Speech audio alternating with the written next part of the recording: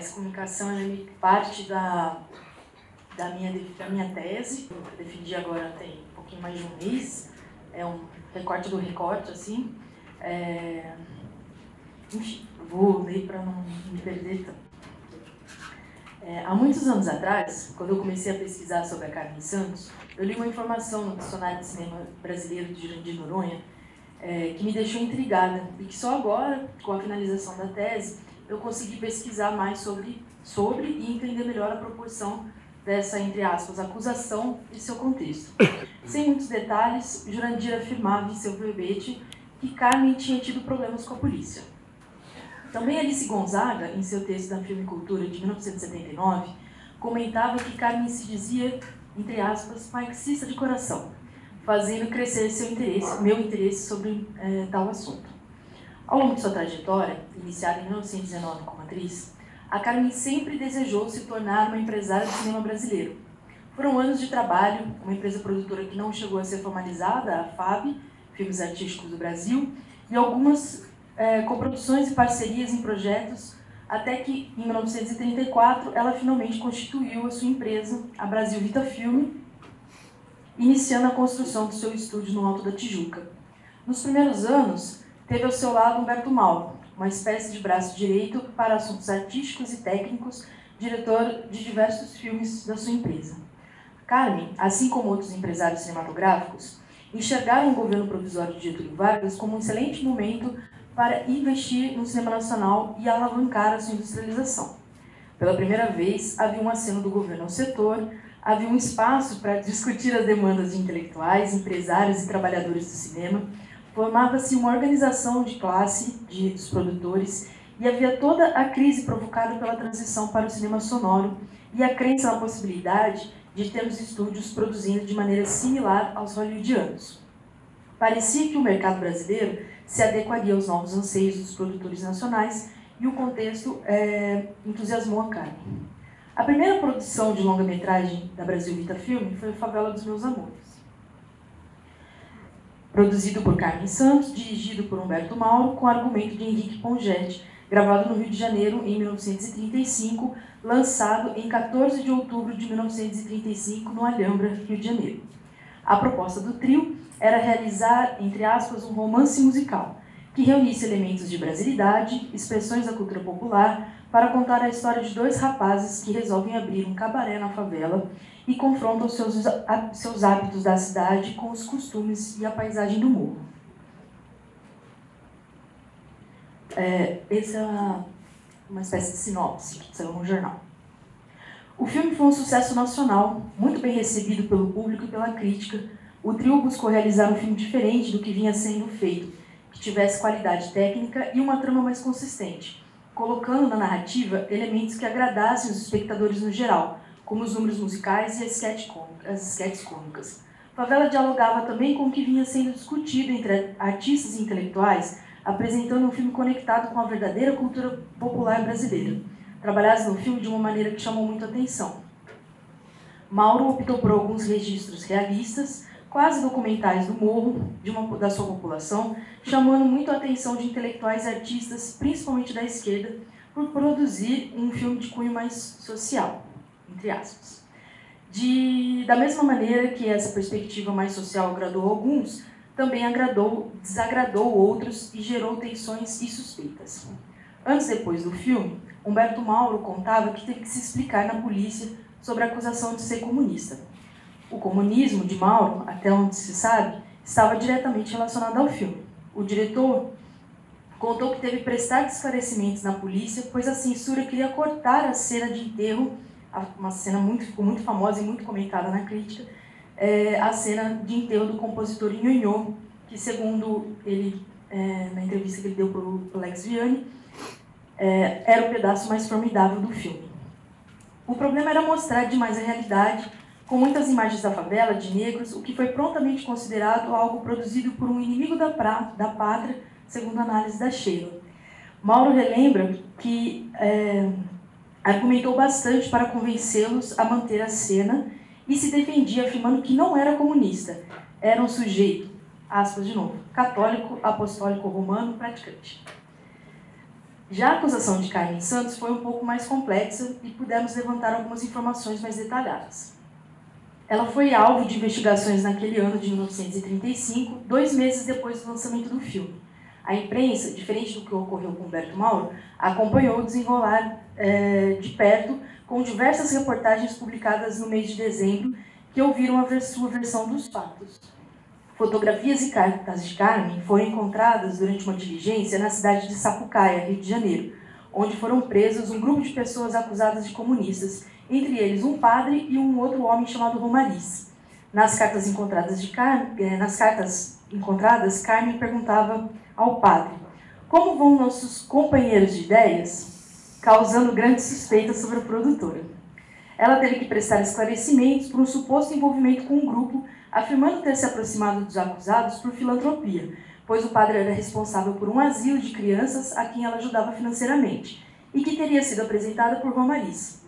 Carmen conheceu Romariz quando este bateu à sua porta pedindo ajuda para ele e a filha pequena, e ela teria dado alguns bicos de trabalho na Brasil Vitafilme.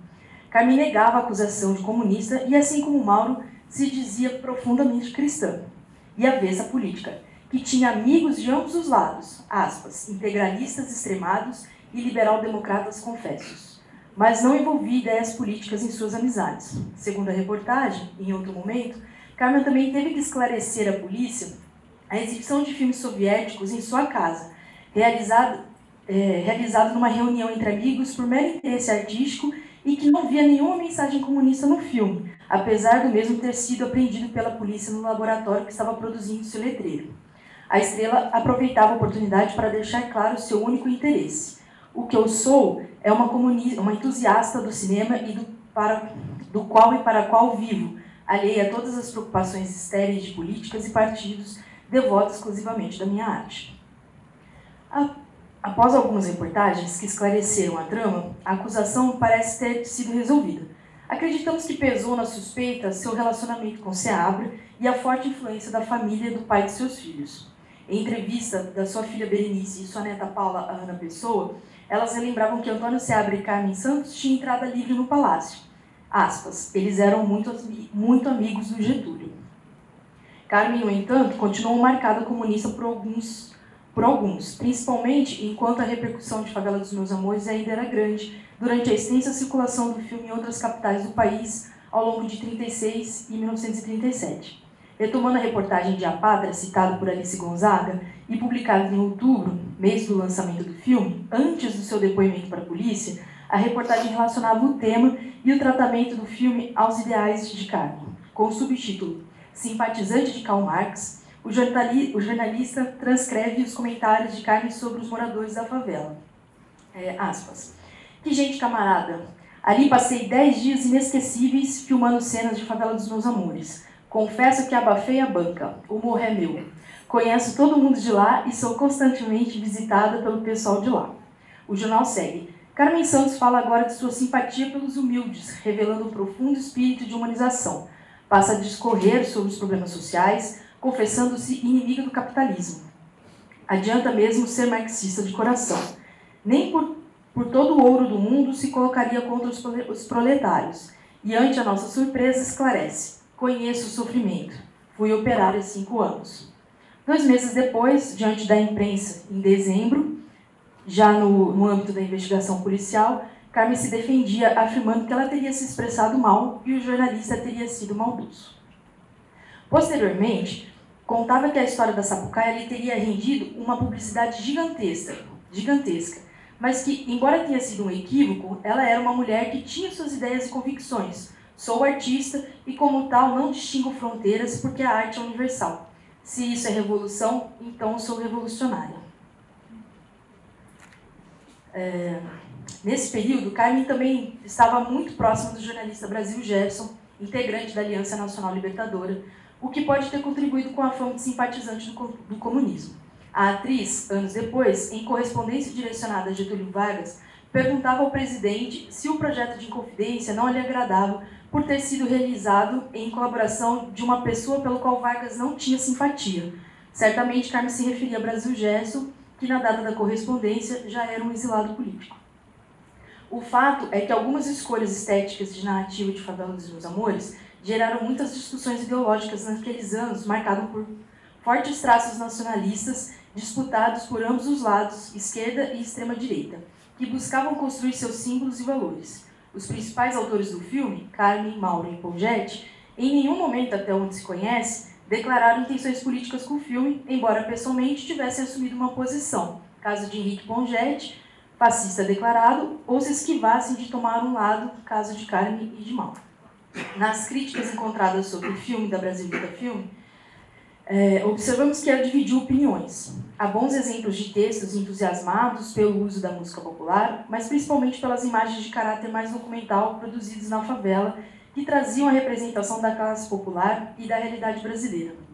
E também vimos exemplos, em menor número, das que consideravam uma exposição desnecessária dos problemas encontrados no Brasil e na cidade do Rio de Janeiro, que viam as paisagens e o comportamento dos moradores do morro como nocivos e vergonhosos, e consideravam a obra derrotista ou excêntrica.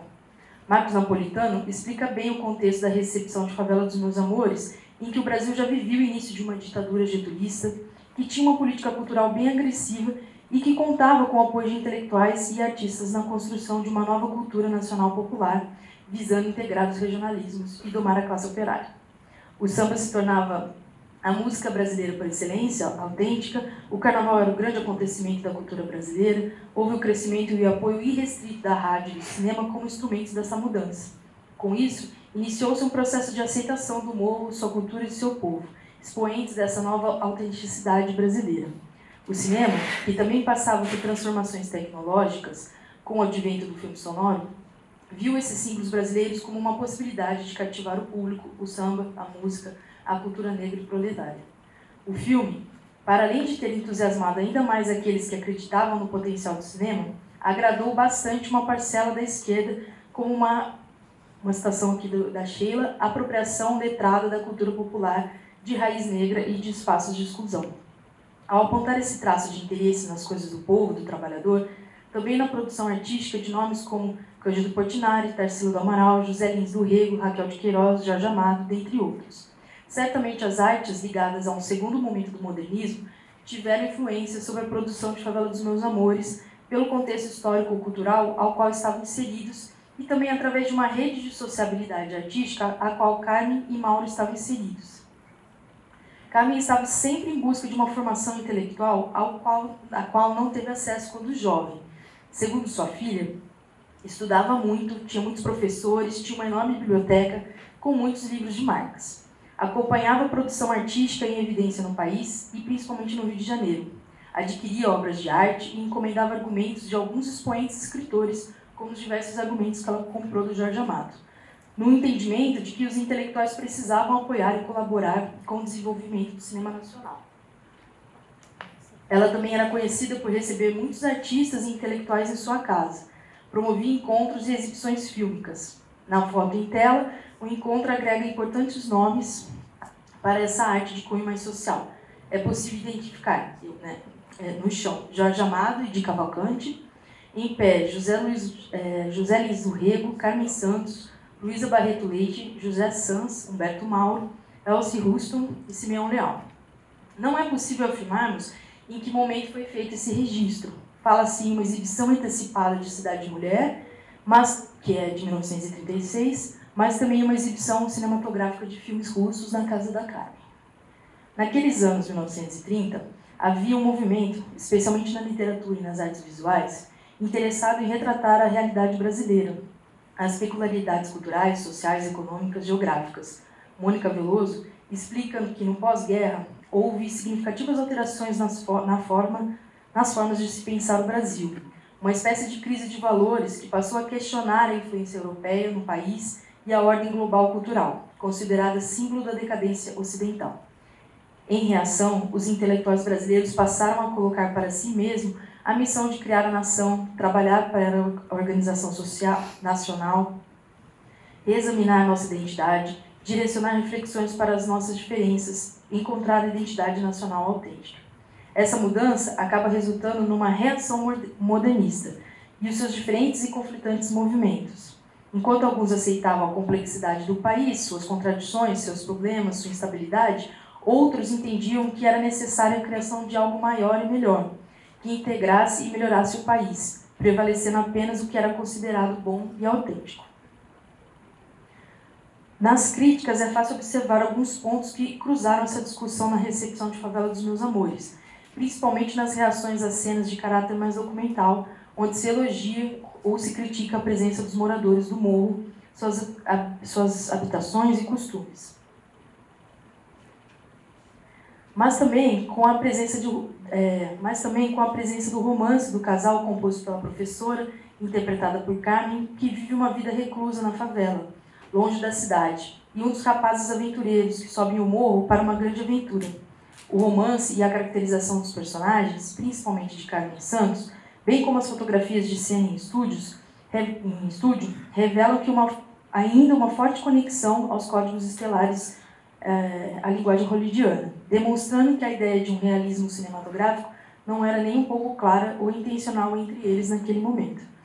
Favela dos Meus Amores, para além de ter provocado tensões políticas na trajetória de Carmen e Mauro, foi uma obra que convergiu várias linhas que interessavam naquele contexto político-cultural. O cinema brasileiro estava se entendendo com as técnicas do filme sonoro e tinha como grande trunfo a música popular. O nacionalismo cinematográfico se contentava com um enredo considerado de qualidade, o romance típico dos filmes de ficção dividia espaço com a trama de um personagem popular, o sambista, personagem que tinha um aval da política cultural da esquerda. Havia um elo pré-estabelecido do público com as celebridades do rádio e do teatro.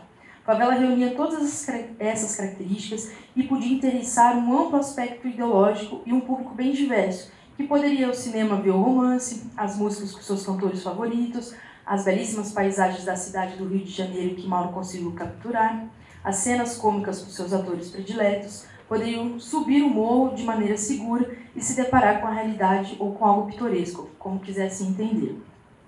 A discussão sobre as escolhas do filme é extensa e não será possível entrar nelas agora. Quero apenas registrar que a posição do filme não é nem um pouco óbvia e é discutida por vários autores como Sheila Schwartzman, Marcos Napolitano, Rafael e Letícia de Luna Freire. As tensões políticas e culturais do contexto se unem com as experiências e trajetórias de 3 autores que carregavam em suas formações e sociabilidades essas contradições tão presentes no período. Pongette, Mauro e Carmen, o intelectual, o respeitado diretor mineiro e a estrela de cinema e incômoda produtora. Ainda assim, diante das críticas do desenrolar da repercussão desse filme ao longo da história e dos depoimentos daqueles que trabalharam em sua produção, é possível perceber como a influência de Humberto Mauro foi marcante e definidora no filme e no modo como ele convergiu mais com as ideias da esquerda. Registra-se ainda que o trabalho e o apoio da produtora Carmen Santos às escolhas de Mauro foram fundamentais para os caminhos estéticos e narrativos que o filme tomou. Já Henrique Pongette, anos depois, amargava algumas mágoas sobre sua participação. Afirmava a intenção folclórica de seu argumento, mais condizente com seu pensamento em relação às artes, mas dizia que, ao final, o filme, aspas, tinha o idealismo e a personalidade de Humberto Mauro. Um filme de casaco vermelho e alma verde e amarela. É isso.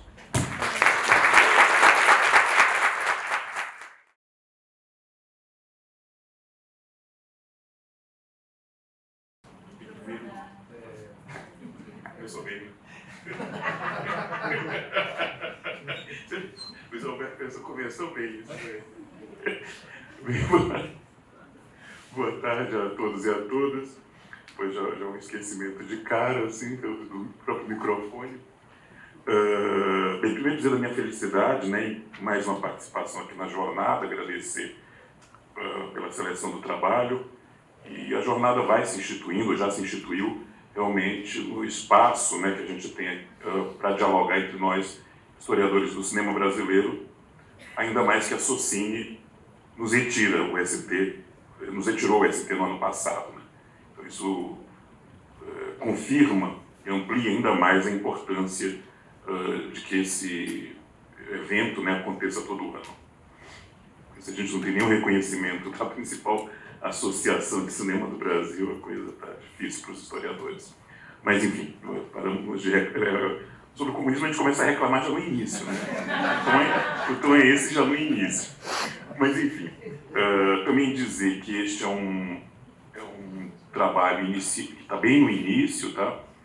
E com um monte de interrogações e provavelmente nenhuma ou quase nenhuma resposta. A presente comunicação aborda os indícios, né, de um cinema comunista no Brasil entre 1945 e 1964, ou seja, no período da experiência democrática pós-ditadura do Estado Novo, que se encerra com o golpe civil-militar de 1964. Né?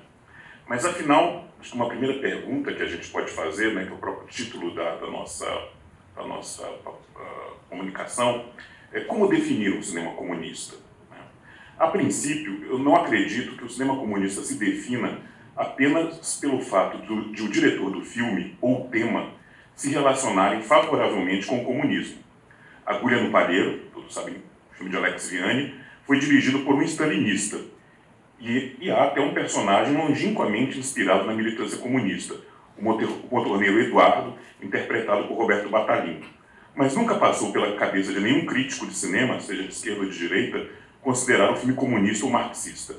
A meu ver, o cinema comunista seria um tipo de produção ou de atuação que possui ligação orgânica com as organizações comunistas ou controladas pelos comunistas, né? Partidos, sindicatos, onde o partido exercia a sua influência, as frentes políticas, etc. Para não se partir assim do zero, né? Pensar um pouco o que poderia ser esse cinema comunista, eu passei enfim, a consultar a bibliografia estrangeira, não sobre o PCU, o Partido Comunista da União Soviética, porque fica distante demais da nossa realidade. Já existe alguma bibliografia sobre as relações entre o Partido Comunista francês, que também é bem distante da realidade brasileira, e o cinema. Né? Então, passei a pegar um pouco daí para pensar um pouco mais nesse cinema comunista do Brasil. Para citar um autor e uma autora, né, que se debruçaram sobre essas relações entre o Partido Comunista francês e o cinema, no pós-Segunda Guerra Mundial, né, esses autores vão tentar pensar que tipos de relação o PCF, né, tinha com o cinema. Bem, lembrar aqui um grande parênteses, para quem não achar que eu sou louco, claro que há muita diferença entre o PCF e o Partido Comunista Brasileiro, a começar aqui. O PCF foi legal já desde o final da Segunda Guerra Mundial e até hoje, né? Enquanto o PCB não. O PCB só foi legal entre 45 e 47, já é colocado na ilegalidade em 47, e só vai se tornar legal de novo já nos anos 80, né? Isso é uma diferença enorme, enorme, enorme, fora que o PCF tinha uma inserção social na França muito maior do que o PCB no Brasil. Tá? São diferenças grandes. Mas mesmo assim, esses autores me deram o que pensar. Né? O Jean Collin, por exemplo, ao analisar essas relações entre o PCF e o cinema, né, vai dizer, que é o segundo autor, né, ele entende que o PCF se relacionava com o cinema, seja como produtor de filmes, né, seja como difusor de filmes, e pelo olhar crítico ou polêmico sobre os filmes que os comunistas difundiam na imprensa partidária. Já o artigo da autora Pauline Galinari é bem mais interessante, apesar de mais antigo, 2008, né? Lista, né, as formas de o PCF atuar no cinema, por empresas produtoras ligadas ao partido, pela atuação na distribuição não comercial, por meio de cooperativas e do cineclubismo, e também pela promoção de filmes por meio da imprensa do partido. Então, são algumas formas que a gente pode pensar e tentar ver se no Brasil algumas dessas formas cabem ou não.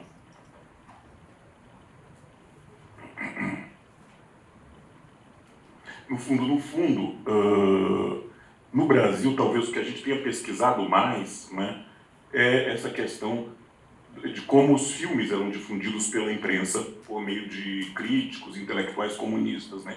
Isso no Brasil não só foi muito feito, de fato, pelos intelectuais comunistas, como já há pesquisas a respeito disso, em certa medida. As cooperativas de distribuição, isso sim, conhecemos pouco. Hoje a fala que vai me suceder, né, do Fábio, certamente vai iluminar um pouco essa questão por meio da atuação da Tabajara Filmes, mas certamente ela foi numa dimensão muito menor do que na França, e certamente também muito menor do que na França, os filmes produzidos diretamente pelo Partido Comunista. Tá? Mas o que eu vou tentar pensar aqui com vocês é justamente o último item que eu falei, né? Ou seja, filmes que foram produzidos, se não diretamente pelo Partido Comunista, com uma influência muito grande do partido, não só no nível ideológico, digamos assim, mas no nível mesmo dos meios de produção desse filme, ou dos motivos de produção desses filmes. Vocês vão ver que são bem poucos filmes, no fundo, não se assustem. Bem, o PCB, o Partido Comunista Brasileiro, né, atuou na legalidade entre 1945 e 47. Exemplo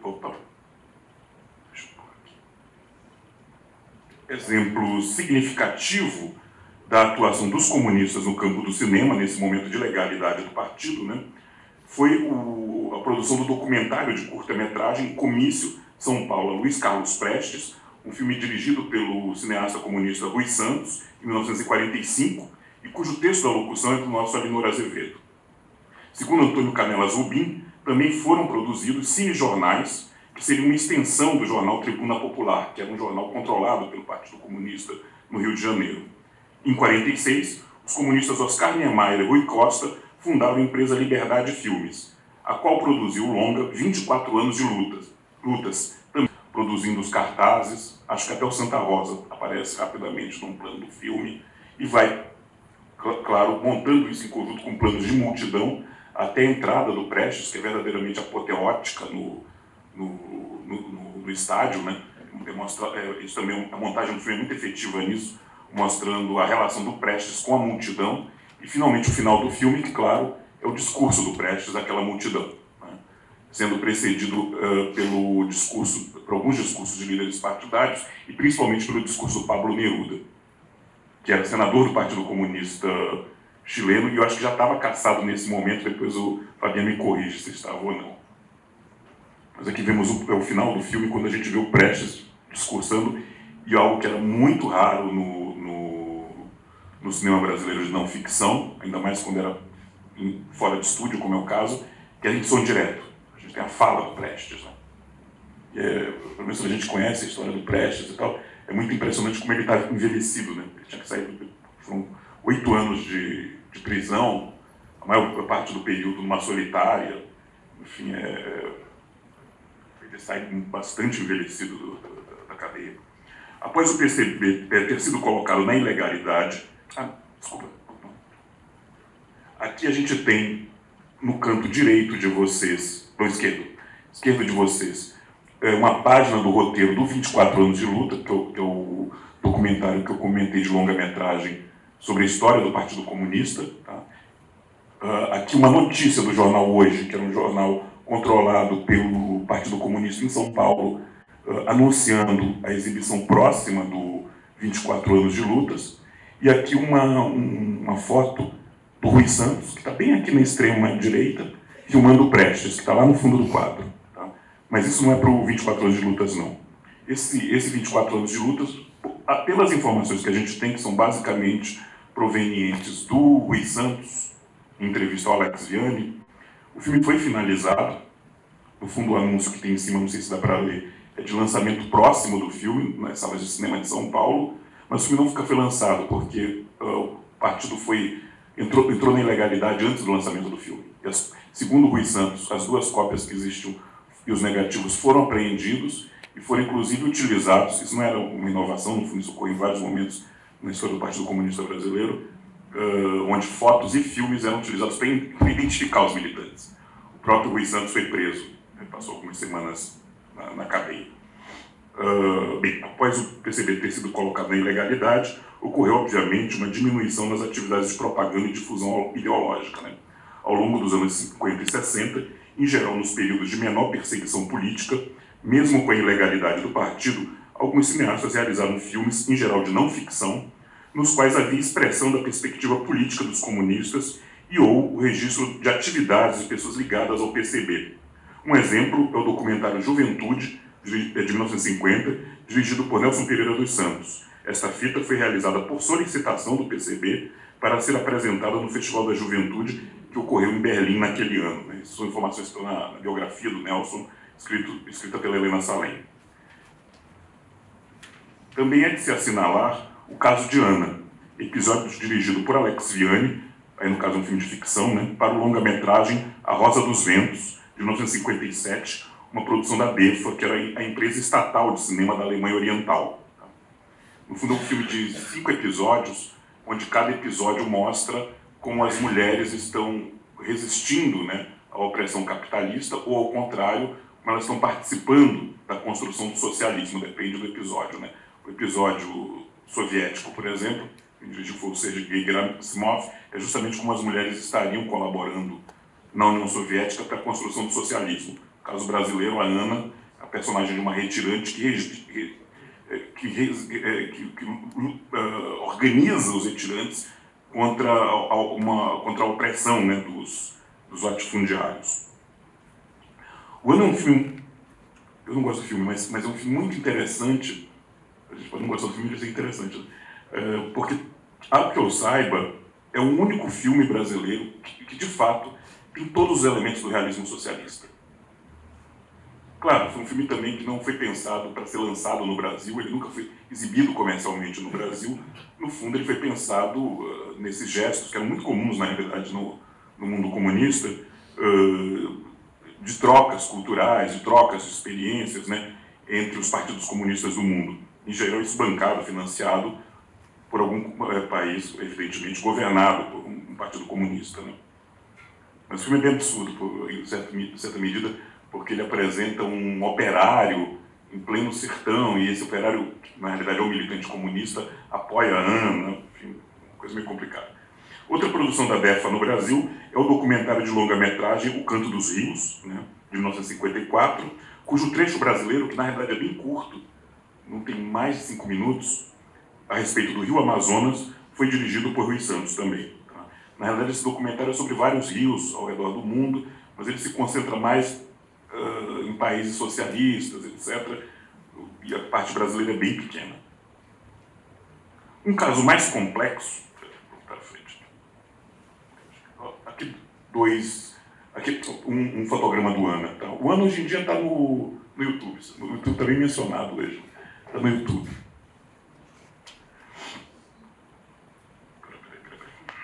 Um caso mais complexo é o de Pedreira de São Diogo, né, filme do Leon Risman, de 62. Episódio do longa 5 vezes Favela, todos vocês sabem, filme financiado pelo CPC, né, o Centro Popular de Cultura, que teve como diretor de produção também o Leon Risman, né, cineasta militante do PCB. Este organismo cultural, o CPC, né, relacionava-se com o PCB, mas não era controlado pelo partido. Marcelo Ridente já mostrou isso muito bem, como outros autores. Né. Note-se que 5 vezes Favela, inclusive, foi mal recebido entre os dirigentes do CPC e também os do PCB, diga-se de passagem.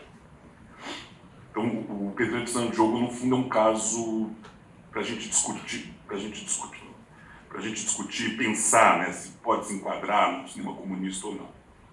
De forma nenhuma, eu proponho que todo 5 vezes Favela seja incluído, tá, como um cinema comunista. Se é que algum filme lá pode, seria o do Leon, o episódio, né? O Centro da Presente de Comunicação, sendo que eu já estou 4 minutos para acabar, é a atividade do cineasta comunista Esdras Batista, que no período abordado filmou, entre diversos outros assuntos, atividades envolvendo militantes do PCB. Cinegrafista profissional,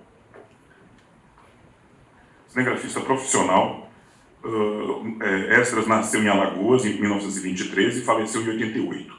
Migrou para o Rio de Janeiro ainda criança, tendo trabalhado em meados dos anos 40 como fotógrafo nos jornais comunistas A Classe Operária e Imprensa Popular. Na década seguinte, a de 50, né, trabalhou como repórter cinematográfico para a Prefeitura do Distrito Federal e cinegrafista da extinta TV Rio.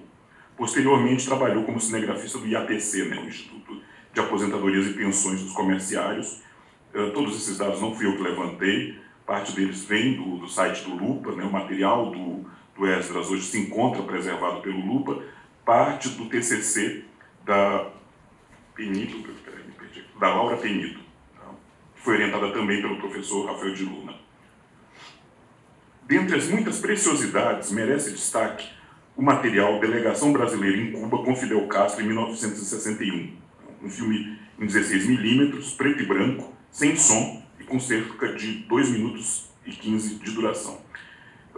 Sabendo que eu provavelmente não vou conseguir falar mais nada, mesmo assim eu acho que vale a pena a gente ver, melhor do que eu descrever o filme, esses 2 minutos de filme, tá bom? Peço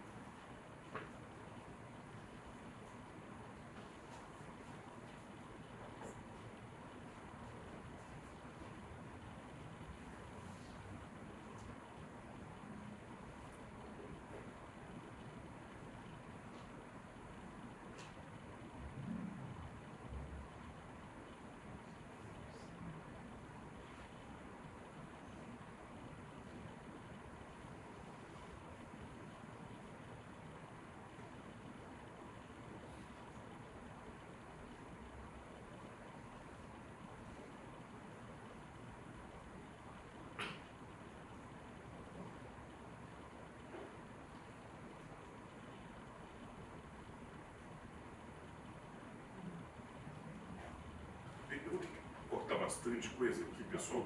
Depois a gente, eventualmente, depois no diálogo, eventualmente, a gente conversa mais. Mas uma das primeiras dificuldades nesse material, né, é claro, é saber quem são essas pessoas. Claro que eu sei quem é o Fidel Castro, por favor. Mas fora o Fidel Castro, no fundo, o material não traz essas identificações, do que eu conversei com o Rafael. As pessoas envolvidas nessa filmagem já morreram, eventualmente poderiam não lembrar também. Claro que facilmente reconhecível é o primeiro plano do filme, né? Que na realidade é um monumento ao general Máximo Gomes, em Havana, né? E quando o movimento de câmera termina, a gente vê o fundo do Capitólio Nacional. Depois, no fundo, a gente vai para uma interna, que pode ser no Capitólio Nacional ou não, enfim, parece indicar isso, a montagem do filme, mas pode ser ou não. E aí uma reunião de Fidel Castro, uma série de pessoas. O Esdras, isso pelos dados que sabemos a partir do acervo dele, viajou a Cuba com uma comitiva brasileira em 61, né? Isso é o que a gente até então sabia. Com muito esforço, né, a colaboração de alguns pesquisadores como Bernardo Pericaz, Alessandro Gamo e a professora Anita Prestes, foi possível primeiro identificar o momento da viagem. Essa viagem, no fundo, ocorreu nos últimos dias de 61 e, no fundo, ela se estendeu até fevereiro de 62. E com uma comitiva enorme de brasileiros, mais de 90 brasileiros foram nessa comitiva, uma boa parte deles comunistas, mas não só comunistas, e, no fundo, era um encontro de diversas delegações da América Latina e de outros países para a comemoração dos 3 anos da Revolução, que se dá logo no início de janeiro. Além disso, também se buscava pressionar os governos da América Latina, inclusive do Brasil, para uma reunião que ocorreria no final do mês de janeiro, em Punta del Este, uma reunião da OEA chamada pelos Estados Unidos e que visava isolar Cuba, no que, aliás, essa reunião foi muito bem sucedida. Diversos governos latino-americanos cortaram relações com Cuba em janeiro de 62. Cuba ficou bastante isolada a partir daí. Tá? Há relatos nos livros de memórias de Jurema Finamur e da Anita Prestes acerca dessa viagem, tanto a Anita Prestes como a Jurema Finamur. Jurema Finamur é uma jornalista mais ligada ao Brizola, tá?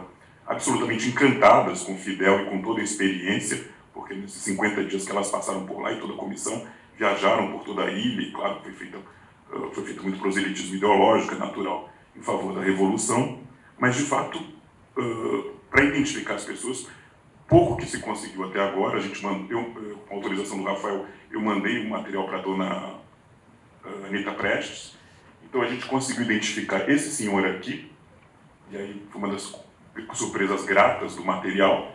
Ele é uma pessoa absolutamente desconhecida publicamente, é o Letelba de Brito. Ele vinha a ser advogado do Prestes, mas ele nunca aparecia publicamente no Brasil. Outro dia eu repassei pelo jornal do Partido Comunista, o Novos Rumos, ele nem assina os documentos de política do partido, porque ele tinha como procedimento ficar nas sombras sempre. Mas ele vai ser preso em 65, mas consegue ser liberado da cadeia. Essa senhora é mais fácil de identificação, é a dona Heloísa Ramos, a viúva do Graciliano Ramos, que era militante, era uma pessoa muito importante dentro do aparelho cultural do partido. E essa terceira foto aqui, eu creio que seja a Jurema Finamur, mas eu não tenho certeza, porque as fotos que eu tenho da Jurema Finamur são ela de óculos em geral, e aqui, enfim, na foto a pessoa não está de óculos, eu não tenho certeza. As outras pessoas, se vocês puderem me ajudar, souberem, por favor, me procurem depois. Vou ficar muito, muito, muito feliz se a gente conseguir identificar mais alguém. Bem, de qualquer maneira, o que esse filme, e aí caminhando finalmente para a conclusão, o que esse filme nos traz, né, são muitas questões em relação a um cinema comunista. No fundo, muitas dúvidas, né? Porque pelo modo como o material está arrumado, ele não é uma simples filmagem. Ele tem essa cartela de fim, ele tem uma certa ordem. Isso foi feito para ser exibido em algum lugar. Claro que não comercialmente, Mas eu me pergunto, para quem foi feito esse tipo de exibição? Qual era o objetivo da realização desse filme? O PCB ajudou de alguma forma o cineasta? Com insumos, com dinheiro? Esse filme circulou pelos meios do PCB, onde circulavam fotos, filmes circulavam no meio do PCB, ainda que de forma ilegal. Então esse filme coloca várias dessas questões e também nos leva a interrogar. Havia mais filmes e mais cineastas que realizavam esse tipo de produção, pelo menos nos momentos em que havia menor opressão sobre o PCB, para divulgação e para o proselitismo do partido? Não sabemos, mas esse material é muito iluminador das potencialidades do cinema comunista. Desculpem que eu me alonguei um pouquinho. Obrigado.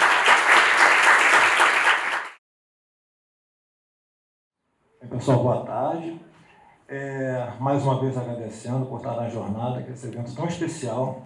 É um prazer enorme estar aqui. Vou tentar ser o mais rápido possível, porque senão em 20 minutos não rola. Esse trabalho, na verdade, a semente dele se dá no meio dos anos 2000, em longas conversas com o cineasta Miguel Borges, que infelizmente eu não gravei nenhum, ou seja, eu passo por mentiroso, mas eu juro que eu conversei muito com ele, e que depois se consolidou quando eu conheci o Gregory na Cinemateca do MAN, com quem a gente trabalhou, onde a gente trabalhou junto. Eu era coordenador de documentação, o Gregory começou como bolsista, como voluntário lá, e hoje a gente trabalha junto, e esse projeto foi maturando ao longo de 6 anos, e hoje em dia ele está virando um documentário. A gente já gravou 22 entrevistas para esse documentário. O documentário é focado mais na Tabajara, enquanto esse trabalho é um trabalho mais amplo. Na verdade, esse aqui é um recorte desse trabalho, porque, na verdade, eu começo na década de 30 e eu vou até 68. Aqui eu faço você vai ver que tem alguma coisa de 30 aqui, que é um prólogo envenenado, fazendo uma referência a Luciano. Mas é isso, vamos começar. Bem, década de 30, rapidamente, fazendo esse preâmbulo, os 2 primeiros lançamentos comerciais no soviético do Rio de Janeiro que eu encontro são Tempestade sobre a Ásia, está distribuído pelo programa Urânio, do Luiz Gretner, que é o representante oficial da UFA alemã no Brasil, e exibido no cinema de Império e Rialto.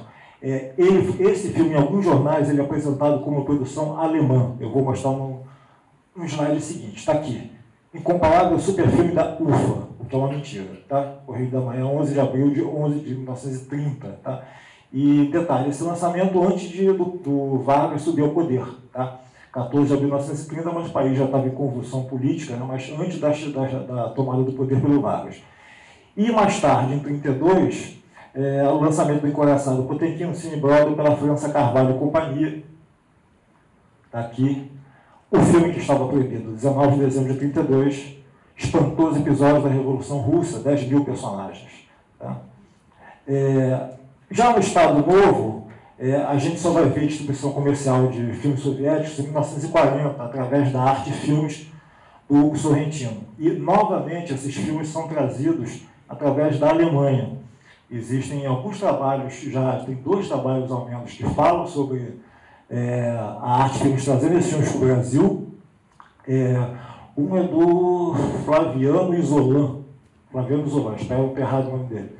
E outro é do Wolfgang Fuhrmann, que já apresentou acho que no Raciocínio também. E, além disso, já fiz também 2 ou 3 entrevistas com o Hugo Sorrentino Neto, e que fala, olha, meu avô, o fundador da empresa, ele tinha livre acesso na Alemanha durante um bom tempo, inclusive chegou a frequentar gabinetes com Goebbels, apesar de, segundo ele, não ser um nazista, não tinha a menor ideia do que estava rolando lá, enfim. Mas que traz os filmes para cá, e os filmes são apresentados como filmes soviéticos já. Tá? Alexander Nevsky é apresentado como Cavaleiro de Ferro, em 1940, e Pedro Grande, do Vladimir Petrov, também é apresentado em 40, ambos exibidos no Cine Pathé. O Salviano Cavalcante Paiva, nesse livrinho daqui de 58, ele comete uma injustiça com o Sorrentino, que ele diz que, após longo intervalo por volta de 39, em plano ditador do Estado Novo, tivemos novo contato com os filmes produzidos na União Soviética. Um distribuidor esperto, aproveitando-se da profunda ignorância do DIP, importou e exibiu publicamente, como de origem alemã, Alexander Nevsky e Pedro Grande, outros filmes russos inescrupulosamente mutilados. Segundo Sorrentino, e dá para se ver isso pela metragem das sessões também, isso aqui não bate. As metragens das sessões indicam que são as metragens originais, E o Sorrentino diz que, olha, meu pai adorava cortar filme alemão trazendo para cá. Ele achava que eram lentos demais e cortava vários números, enfim, mutilava os filmes e fazia uma versão Sorrentino Cuts. Mas não foi o caso dos filmes soviéticos. O Sorrentino Neto jura isso de pés juntos, né? E eu tenho que acreditar nele e vendo as durações das sessões também dos filmes no Cinema Pathé, que a Arte lançou aqui. Está aqui, Cavaleiros de Ferro, tá? Primeiro grande espetáculo do ano, do grande diretor russo, ou seja, colocando Eisenstein como diretor russo, não escondendo de forma nenhuma a origem, dizendo que é de origem alemã, nada disso, como Salviano falou. Salviano e Kudornik, né? Como a gente estava brincando. Está aqui, o fim da Segunda Guerra Mundial do Estado Novo, 1945, grandes mudanças, né? Uma visão muito mais positiva da União Soviética, que ajudou na derrota dos nazistas, obviamente, fim do Estado Novo aqui no Brasil, e então ser soviético passa a ser uma grande novidade, uma coisa exótica, mas muito interessante, né? São amigos, né? E eu peguei aqui só um exemplo do Correio da Manhã em Nova York. Isso aqui é de uma mesma página do Correio da Manhã. No Cineac, do OMR, no centro do Rio de Janeiro, filmes russos verdadeiros. Tá?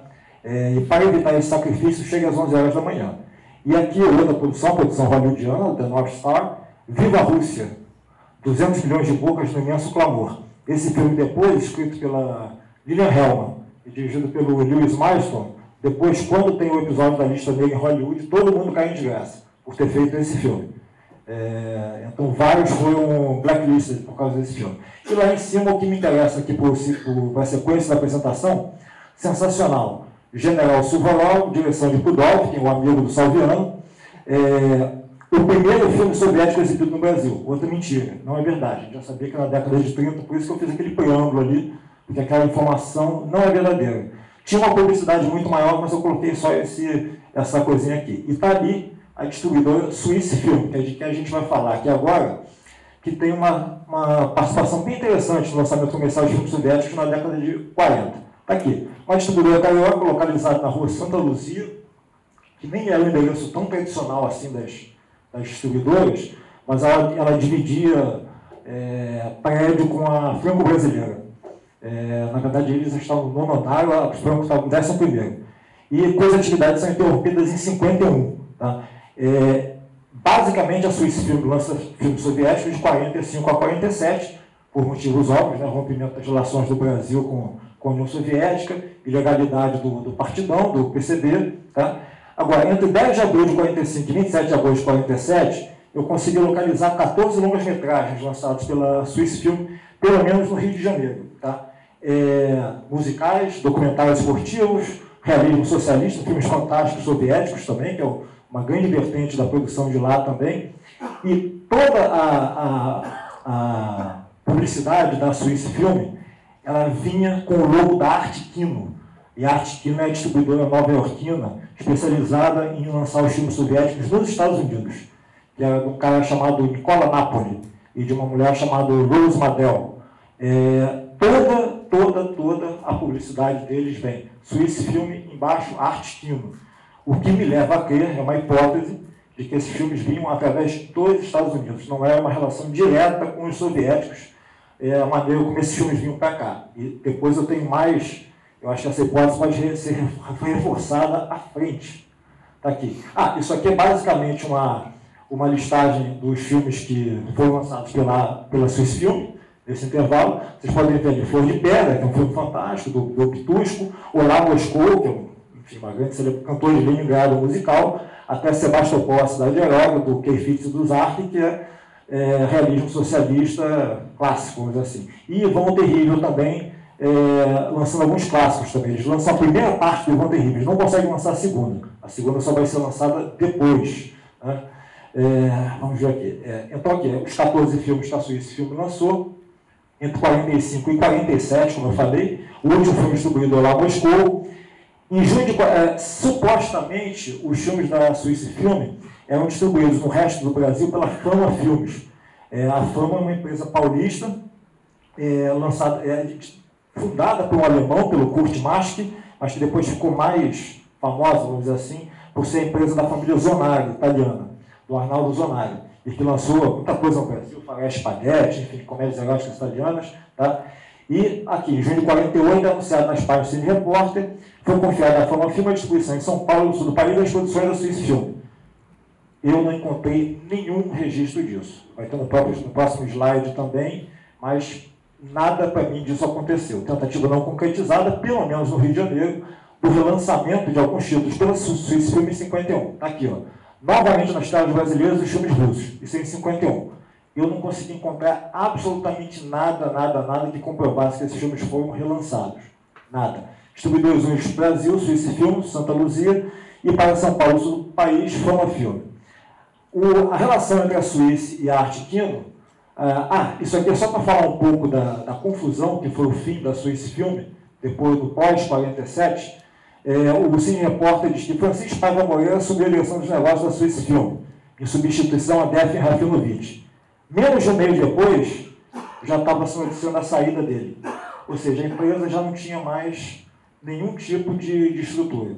A grande dificuldade da Swiss Film é tentar saber quem estava por trás dela. Em todos os periódicos, quem fala, todas as vezes que tem uma declaração sobre os filmes da Swiss Film, quem fala é o próprio Nicola Napoli, que é o americano, que morou na Itália há muito tempo, enfim, de pais italianos, mas americano, e que era o dono da Arte Kino. Dono não, presidente da Arte Kino, não foi nem o fundador. Mas todas as vezes que tem uma declaração sobre a Swiss Film, é um abre aspas para o Nicola Napoli, nunca para um brasileiro, nunca.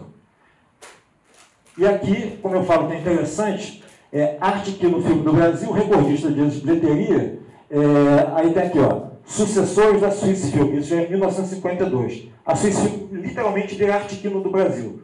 E ao invés de distribuir filmes soviéticos, enfim, a única coisa que eu consegui descobrir da Arte Kino distribuída no Brasil foi Sexploitation alemão, Amanhã Serei Mulher, que é um filme sobre troca de sexo. Tabajara Filmes, aqui que a gente chega ao caso Tabajara, sócios fundadores. Eu coloquei a Eliana ali porque a Eliana Kovic é de fundamental importância na empresa e pelos depoimentos que ele escolheu, a Eliana era, eu diria que ela era o pulmão, não sei se o coração, mas pelo menos o pulmão e o cérebro por trás da empresa era a dona Eliana. William Eliana Kovic e Túlio Sampaio. Túlio Sampaio sempre nas sombras, você nunca conseguia ver, você não consegue achar foto do Túlio. Segunda filha do casal, a Tatiana, a primogênita do William e da Eliana. Meu pai é o cara que usava calça simples, calça caque, sandália franciscana, e o Túlio é o cara que usava terno e gravata. Compensação, você vê, por exemplo, depois eu vou falar mais tarde sobre a relação dele com o Alex Vianney, a gente passa um pouquinho depois. O primeiro lançamento da Tabajara foi um Bergman, Noite de Circo, tá? no Cine Rivoli, que depois é um cinema, na época já era poeira, já que depois virou o Cine Orly, tá? E que não foi a canto nenhum. Passou totalmente despercebido, da mesma forma como o segundo lançamento, que é um filme italiano. No terceiro lançamento, eles lançam um grande filme, que é o Sádico, do Pitusco, também outro filme soviético, mas que também não vai a canto nenhum. Fica uma semana em cartaz no cinema Presidente. Tá? A única coisa que o Sádico ganha é que é essa notinha do Elias Heredo, falando que é o primeiro filme russo a romper a cortina de ferro e chegar ao Brasil via Estados Unidos. Eu não sei de onde ele tirou esse via Estados Unidos. Eu nunca consegui comprovar que alguma coisa da Tabajara veio via Estados Unidos. Eu vou falar um pouco isso à frente. Tá? E ele fala que é o primeiro filme a romper a cortina de ferro desde o imediato pós-guerra, quando vimos Ivan Terrível, Arco-Íris, que foram trazidos pela Swiss Film. Tabajara Filmes, que se iniciou suas atividades sobre filmes italianos, soviéticos e suecos, na verdade um de cada, só porque você tinha 2 filmes, promete nos outros filmes russos apolíticos, com ênfase no balé, unanimemente elogiado. O contrato inicial da exclusividade do lançamento ao Cine Presidente, que está funcionando com salas cheias e pretende manter sádico por 3 semanas, ficou uma. Fato voto para o sucesso da iniciativa. O quarto lançamento, outro filme soviético, na Arena do Circo, também no Cine Presidente, e onde um colunista anônimo da tribuna da imprensa diz: na Arena do Circo é o segundo e aparentemente o último filme russo importado para Tabajara Filmes. Aí também outro ledo engano, porque basicamente foi o início da empreitada da Tabajara, como a gente vai ver mais à frente. Está aqui. Com o 41º, lançado em 16 de fevereiro de 59, já no circuito Vital Ramos de Castro, Plaza, Astoria, Olinda, nós temos o Rio de Janeiro, né?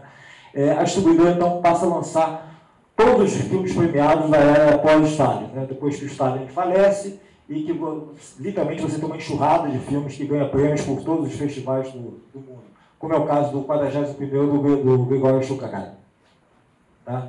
Na sequência, Otelo, Moro de Veneza, que, segundo o Muniz Viana, era abominável, também no Cine Flórida, lançado no Cine Flórida pelo Lívio Bruni, e o grande sucesso da distribuidora até aquele momento, que é o Quando Voam as Cegonhas, do Mikhail Kalatozov, lançado foi lançado no Cine Ópera. Foi no Circuito Vital Ramos de Castro também, pegando a Astoria, na Zona Sul, do Rio de Janeiro, claro, e o Plaza no centro. Sobre o lançamento de Quando Voam as Cegonhas, tem uma curiosidade. No depoimento da Tatiana Kovacs, a Tatiana se chama Tatiana por causa da Tatiana Samailova, que é a atriz principal do Quando Voam as Cegonhas. Dona Eliana tinha feito uma promessa que, se o filme fosse um sucesso, a filha dela ia se chamar Tatiana.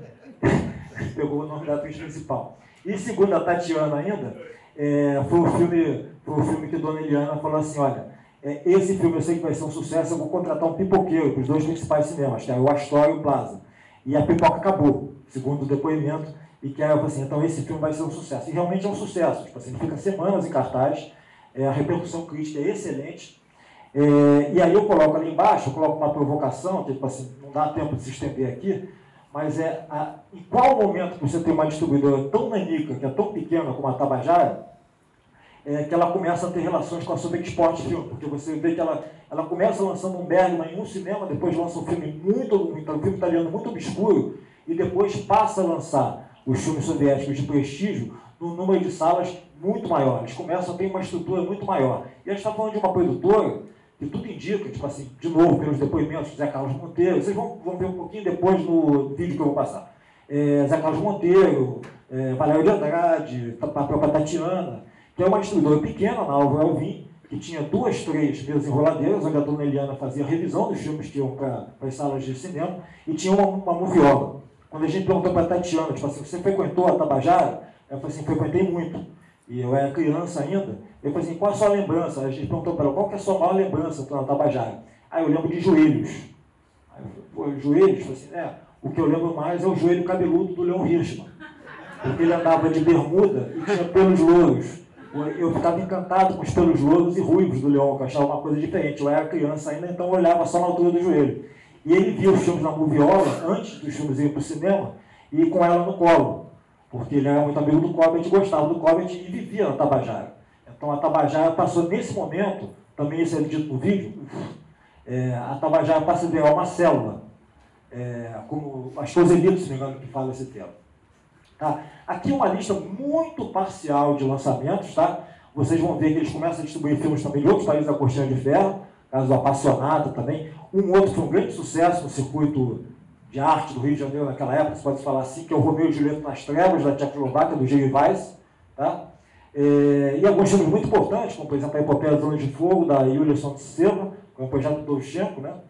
Aqui, um outro auge da empresa, e que foi amplamente noticiado pelos jornais cariocas, que é o lançamento da versão sonorizada com a trilha do Nikolai Kryukov do Encoraçado Potemkin, chamado Coraçado Potemkin, em esquema de roadshow, né, que vocês podem ver ali, Cinema Ópera, Windsor, em São Paulo, mas no Cinema Ópera, que foi o melhor filme. Este filme não será exibido em nenhum outro cinema durante 2 anos.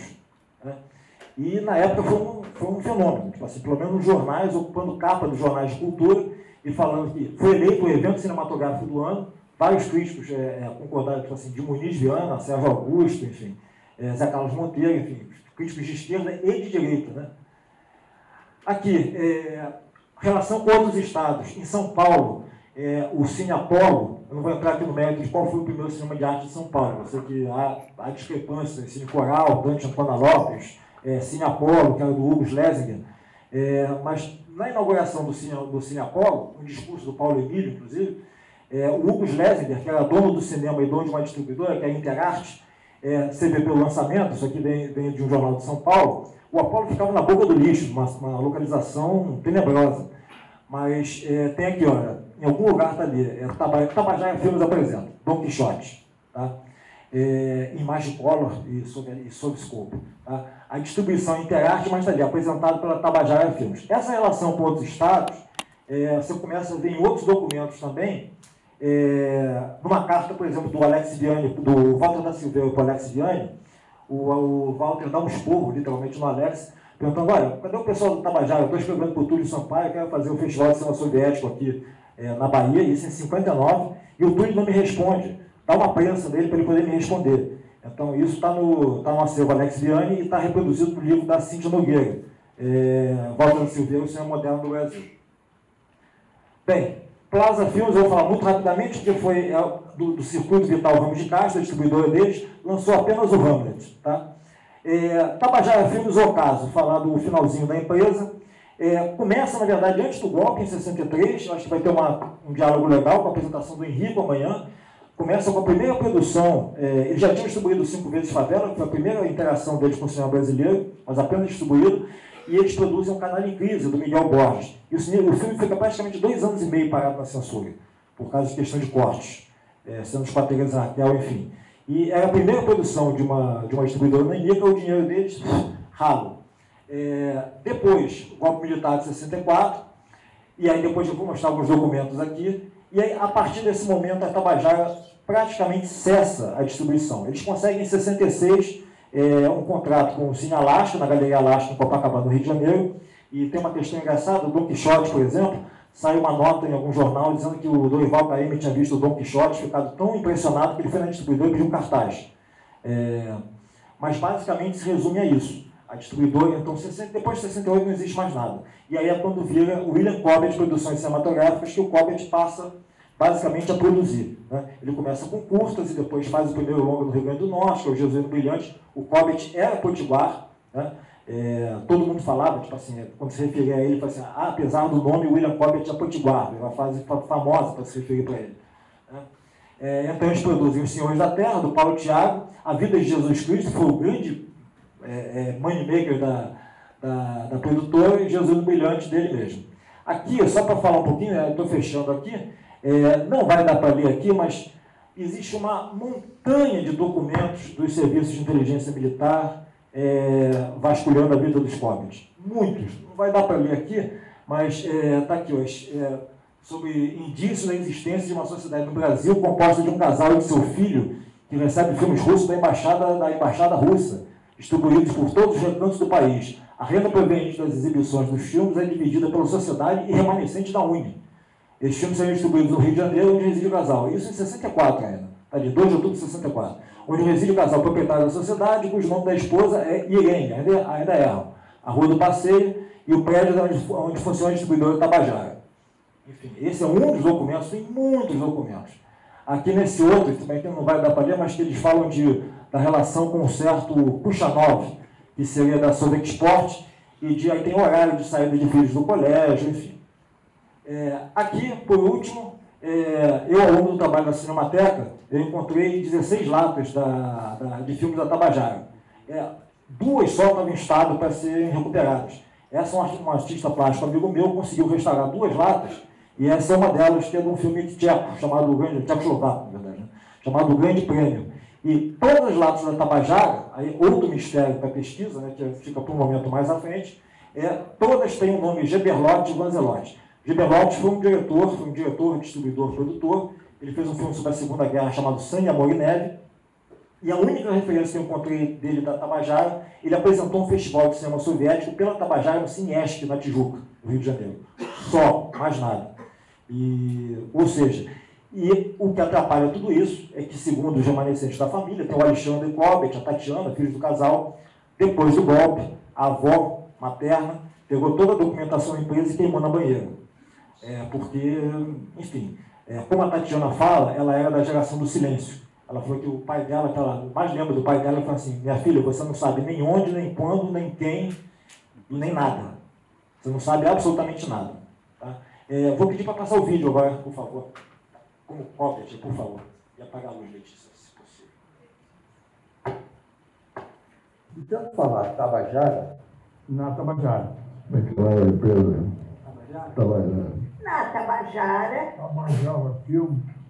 Tabajara Filmes. E a Tabajara, para nós, era uma referência de filme bom que eles importavam da União Soviética.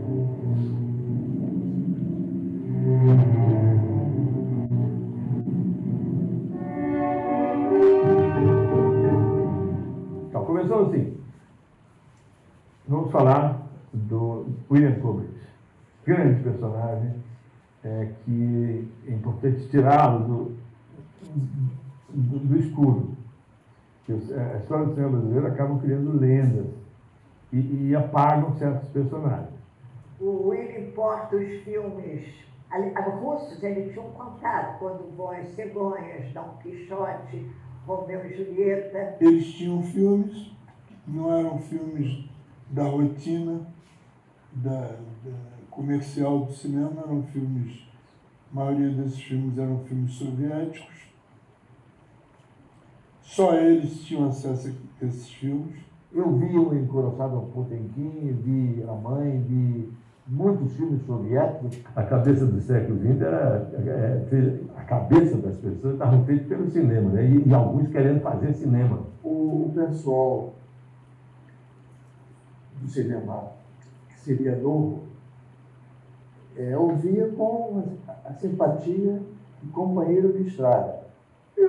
Sinceramente, eu acho que eles tinham uma perspectiva socialista para o Brasil, né? Como todos nós tínhamos. A gente tinha como referência a Tabajara Filme como uma célula, a gente chamava naquele tempo, do partido. Se você assistiu o filme Pedreira de São Diogo, do Leon Wishman, se você assistir Pedreira de São Diogo, se não me engano, fazia parte era um dos episódios dos 5 Vezes Favela. Se você assistir, você sente uma nítida influência do Eisenstein.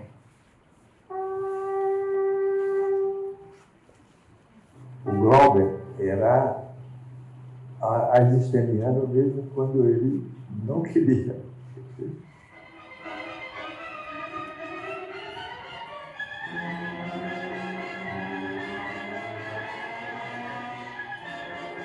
Você teve ali o cinema novo, todo, que é conhecido no mundo inteiro.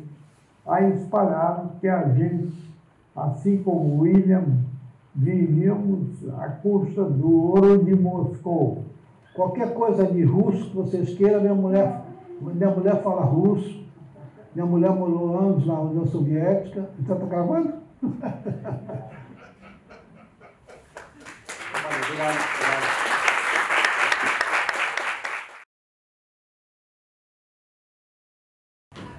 Alô? Obrigado. Vou tentar ser breve.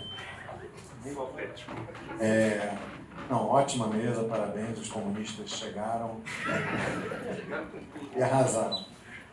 Bem rápido, para a Lívia, muito bacana. Eu acho que A Favela dos Meus Amores é um filme, como você falou, fruto de influências e muito difícil de definir, né?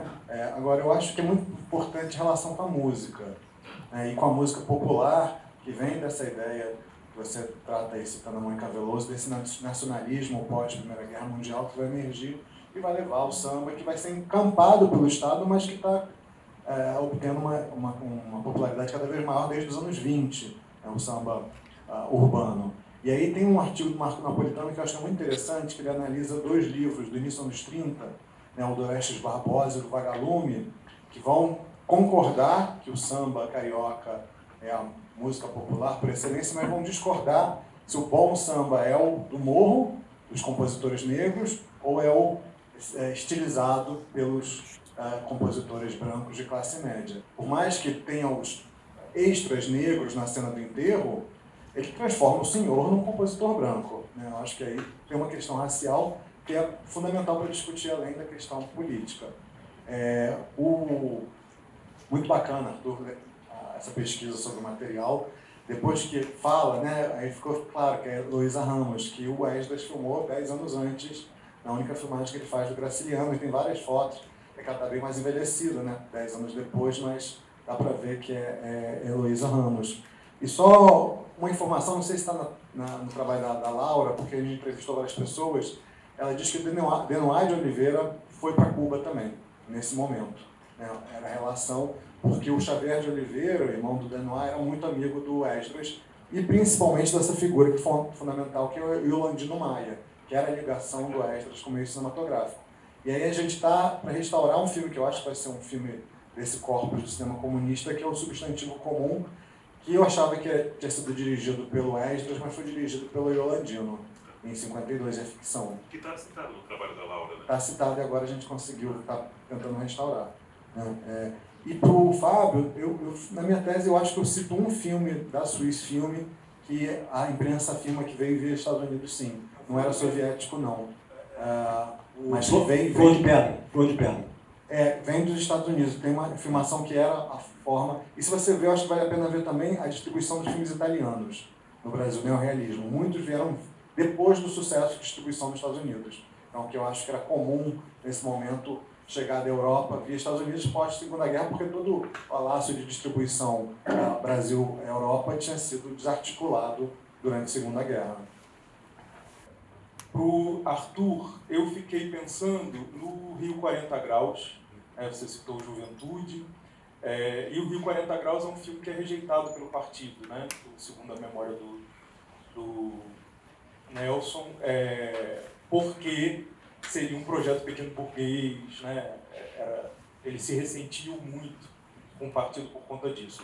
E aí eu achava que a rejeição do partido tinha a ver com o formato, né? Que haveria uma predileção pelo documentário e a ficção teria sido a ficção considerado fator pequeno burguês. Mas você apresentou algumas ficções, né? Então você consegue identificar o que tem ali no projeto Rio 40 Graus que não atraiu o partido, né? Que é o motivo para a rejeição?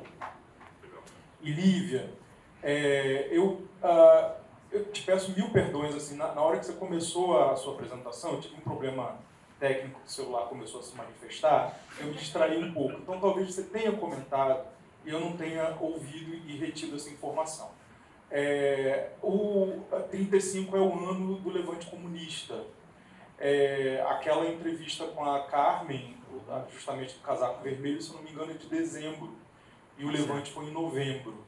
Você acha que o Levante ele pode ser, de alguma maneira, responsável por essa busca de um teor comunista no Favela dos Meus Amores? Não digo que seja somente isso, mas que ele pode ter, de alguma maneira, catalisado essa prospecção, né, de traços comunistas no filme. Oi. Bom, primeiro, parabenizar a mesa, excelente.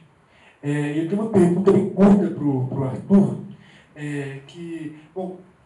retomando toda hora essa questão da ligação dos filmes com o PCB, eu fiquei pensando se, dentro da sua pesquisa, você tem perspectiva de pensar também o PCB agora nessa legalidade pós-85, e se esse cinema comunista que você apresentou para a gente aqui, que é muito pré-ilegalidade, se você pretende estender a sua pesquisa para essa pós-ilegalidade, e também se... Aí é uma pergunta que provavelmente você não vai ter uma resposta, mas seria... Você acha que é possível a gente pensar hoje um filme, diante dessa legalidade do PCB, na contemporaneidade, um filme comunista?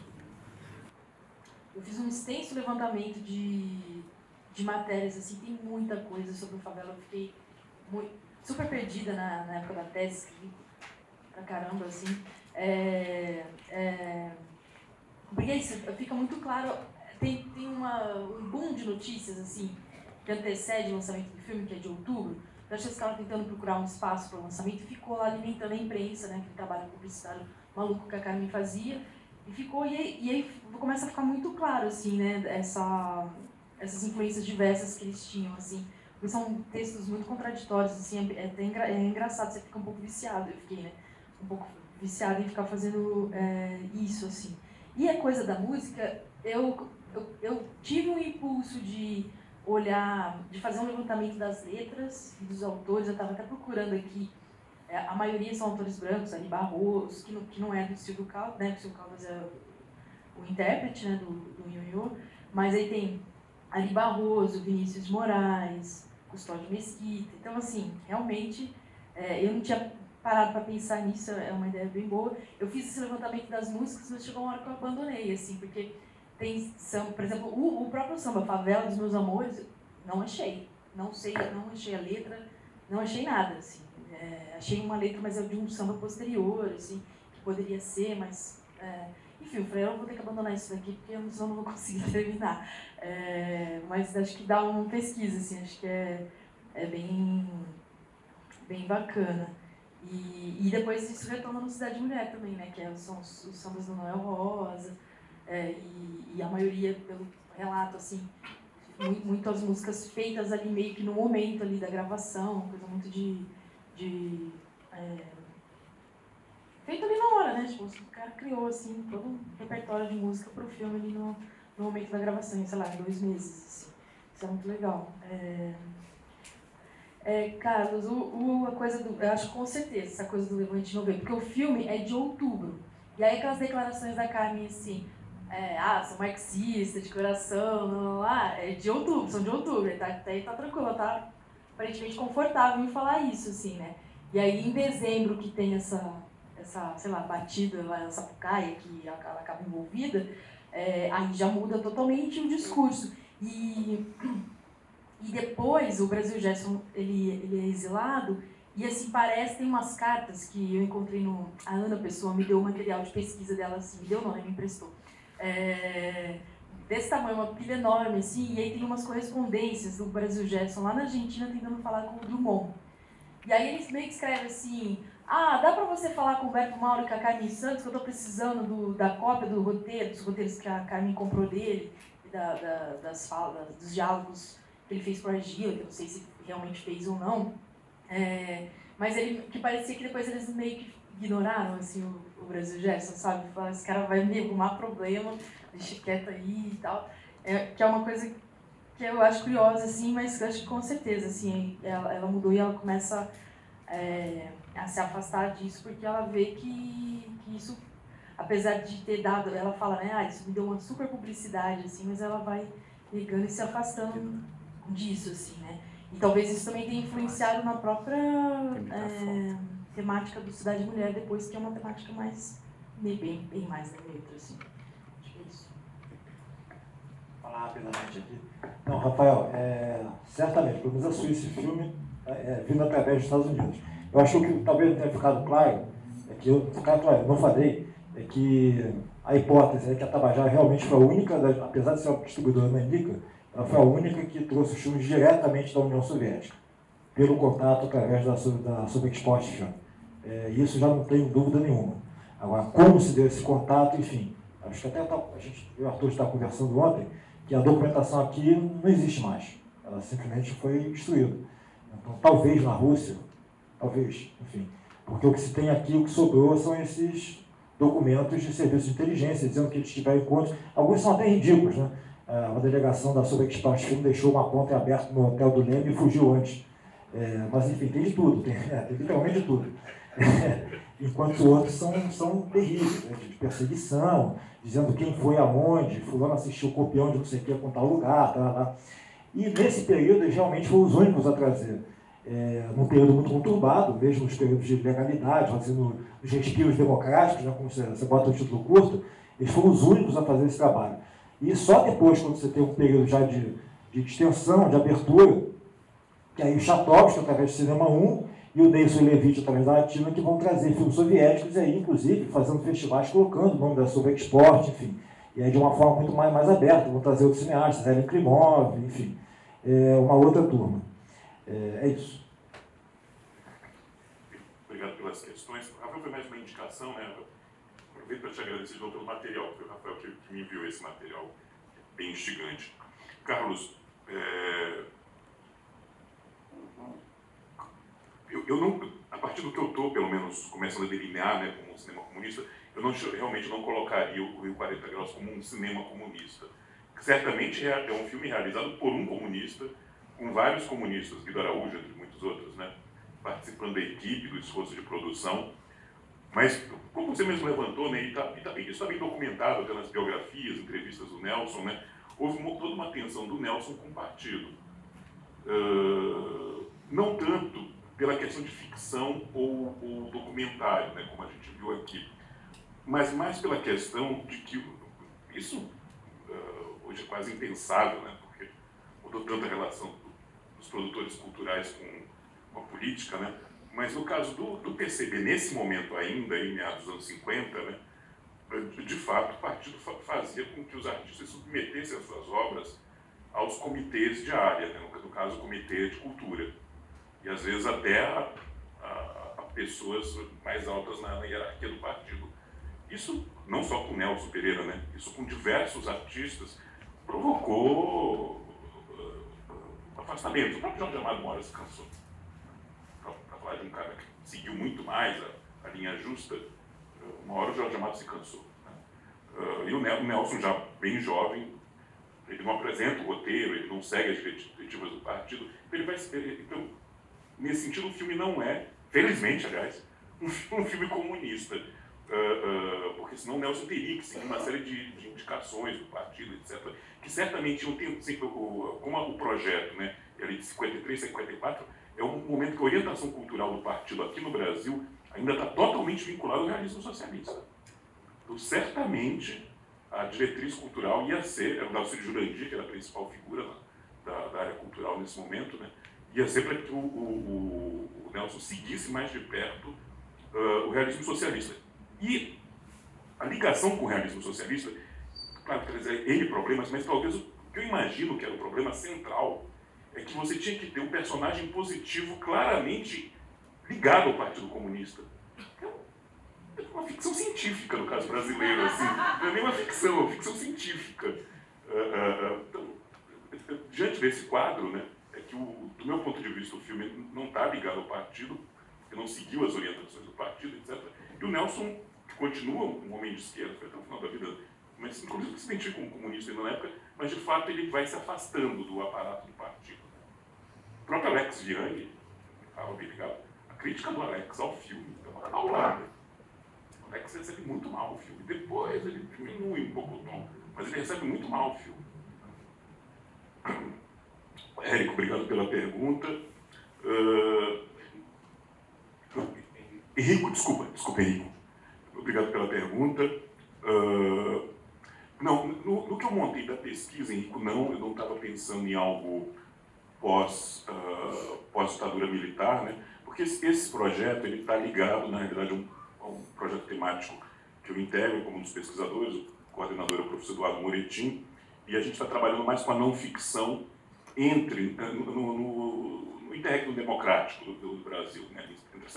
Entre 45 e 64. A maioria dos projetos está ligado a isso. Então, de fato, eu não cheguei a pensar nisso. Agora, assim, como forma de manter o diálogo com você, né, que você levanta, eu acho que tem ali uma produção que é muito interessante, que é a produção do momento da abertura política, um pouquinho depois, a parte da anistia, na realidade. Porque aí tem os filmes do Santeiro sobre o Luiz Carlos Prestes, né?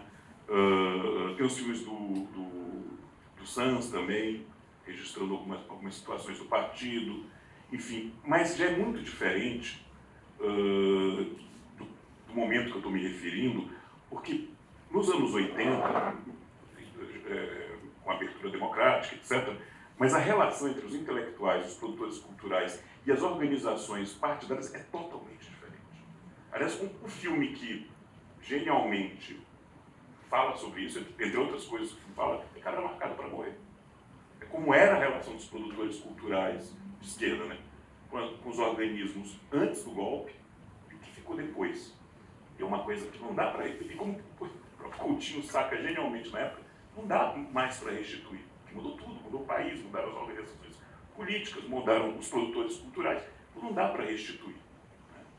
Mas eu acho que essa produção aí, que não é organicamente ligada ao partido, mas acho que queria ser até do Santeiro, do Sanz, talvez merece uma pesquisa, certamente, as ligações dela com o PCB, o PCB se desfazendo, na realidade. Né? Um momento duro, o Prestes sai do partido, etc. O partido perde as lutas contra o PT, é uma coisa que hoje também está meio esquecida, mas é uma luta contra o PT, na realidade, pela hegemonia no campo da esquerda. Pega o artigo do Maurício Segal, que eu também nem falar mais, contra o Black Tie, que a gente voltou muito aqui hoje à tarde, né? Uma paulada no Black Tie, seja desde o título, mistificando como antigamente. E aí desce o cacete filme. Mas, enfim, eu acho muito difícil pensar nessa restrição. Claro que uma outra forma de pensar, mas aí é justamente esse símbolo do que acabou, do que já é totalmente passado, pelo menos em grande medida. É pensar na produção de alguns filmes do Vladimir Carvalho no final da vida do Vladimir. Os últimos filmes que ele dedicou a algumas pessoas ligadas ao partido. Mas é outra coisa, na realidade. Né?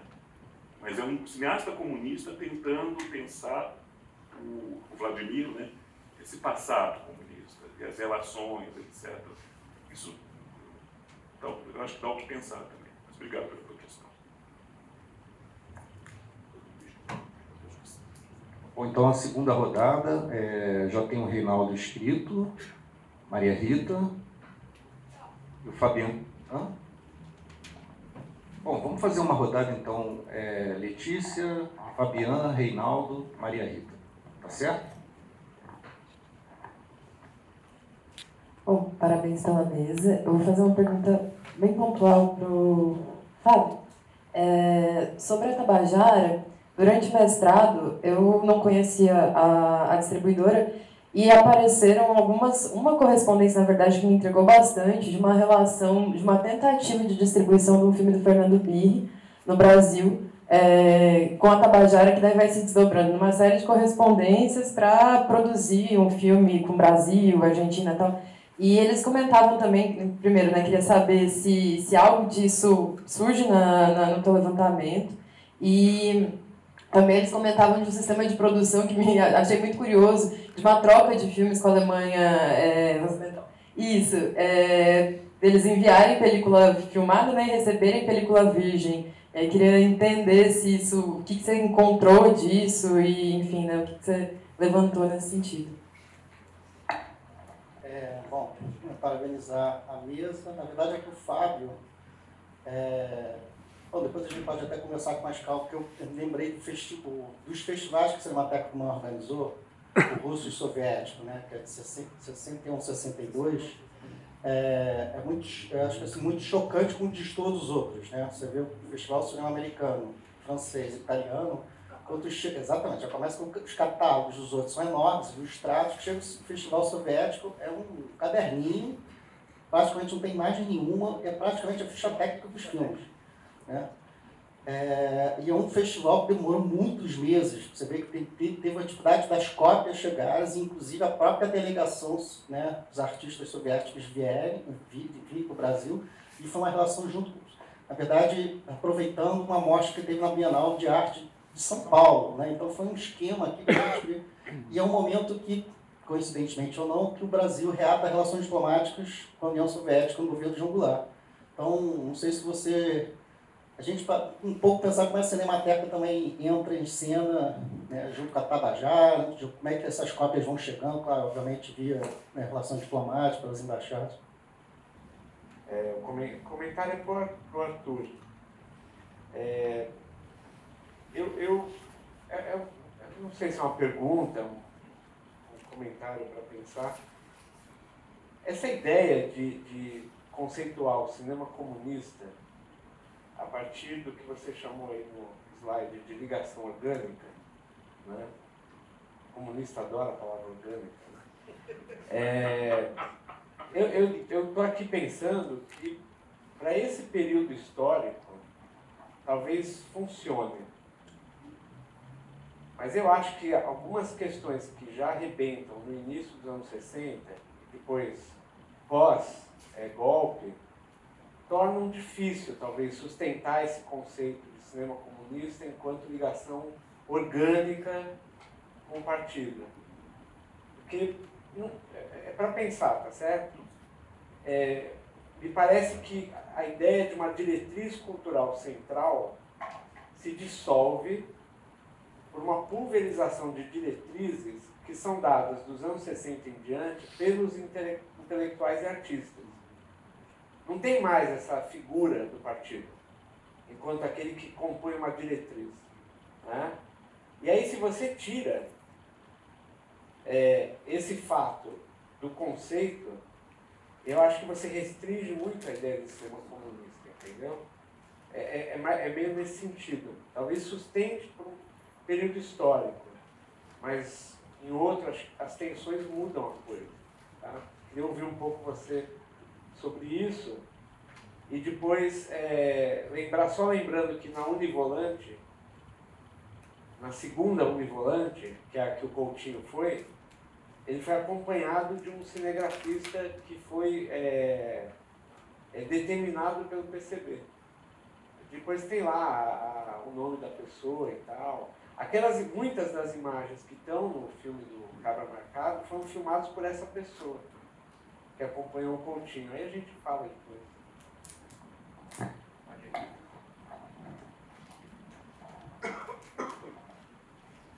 Bom, eu também adorei a mesa, achei bem didática, assim, né? Pensando na abertura do Arthur.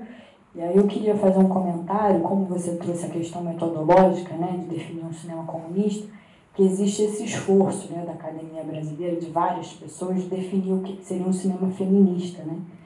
E nesse sentido, a sua relação de buscar uma organicidade na circulação dos filmes e na distribuição dos filmes, a gente tem uma série de evidências, né, e de sujeitos anônimos, né, que estão, de alguma maneira, combatendo uma cultura cinematográfica machista, né, internacionalmente, né. Então, o que eu fiquei pensando em pedir para você comentar, porque quando a gente traz esse material teórico, essa referência teórica do Norte Global, né, assim, por exemplo, esse conceito de cultura cinematográfica feminista, da Dalila Mísero, que é uma mulher que está falando de cinema feminista italiano na Inglaterra. Então, ela vai trazer como relações horizontais, coletivas.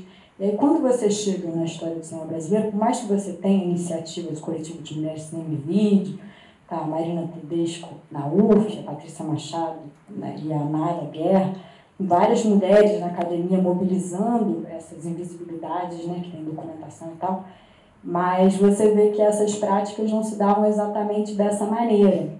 Então, quando você traz esse trecho de acontecimento histórico invisibilizado e os sujeitos históricos invisibilizados, eu fiquei pensando se na tua pesquisa, além dessa relação com a circulação e com a produção dos filmes, o que eles chamam de orgânico ali, dos cineastas, né, nessas institucionalidades, se você pensa um lugar da estética, se você pensa um lugar da autoria, porque isso eu acho que seria um esforço assim, importante para a gente fortalecer essa metodologia brasileira, né, não ficar exportando metodologia.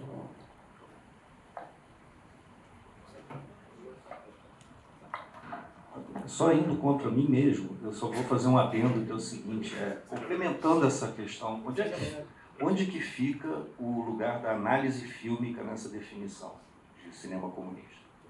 Fui breve.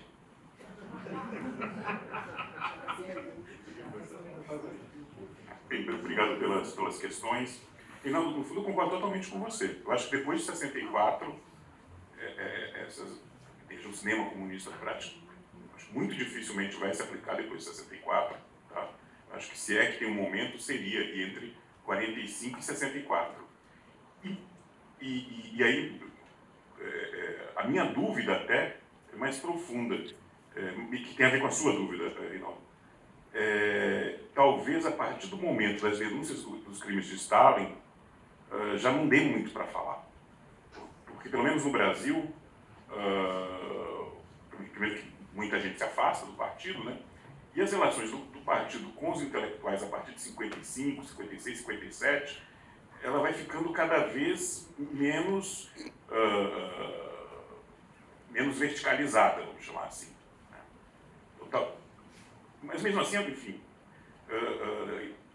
tem que pensar, porque o filme do Alex já é de 57, o Ana, teria que pensar um pouco. Mas eu concordo totalmente contigo que depois de 64, acho que pensar de uma forma mais orgânica não dá mesmo. Tá?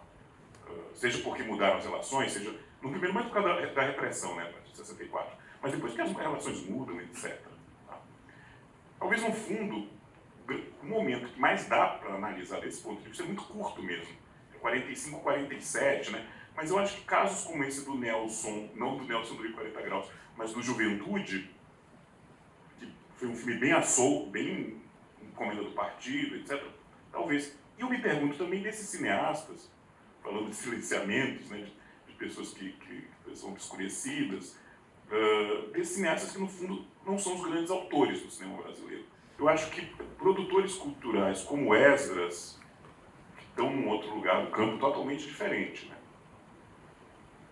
E também que a memória desse cineasta só agora começa a ser um pouco mais recuperada, etc. Mas, independente disso, também o lugar de um cineasta como Esdras é outro no campo, né?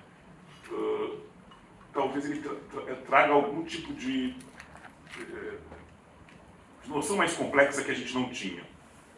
Qual é o tipo de relação que essas pessoas tinham com o partido? Tinham alguma relação de trabalhar para o partido em algum momento, ou de maior colaboração com o partido? Foi muito bem falado aqui pelo Rafael, essa figura do Elandino Maia. Quem estudou lá nos anos 50 ouviu falar, não é tão obscurecida como a figura do Esdras. Eu sabia que era o Elandino Maia e tal, não dava muita bola para ele, mas sabia quem era e tal.